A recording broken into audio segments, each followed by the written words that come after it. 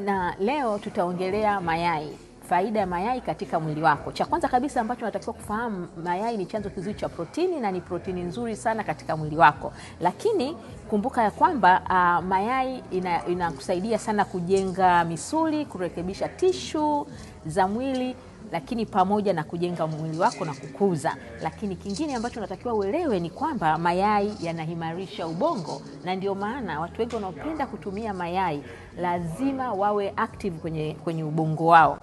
Kwa sababu mayai yana kirutubisho ambacho kinaitwa choline, na hiyo choline inasaidia sana inasaidia kuimarisha kumbukumbu katika utendaji wa ubongo.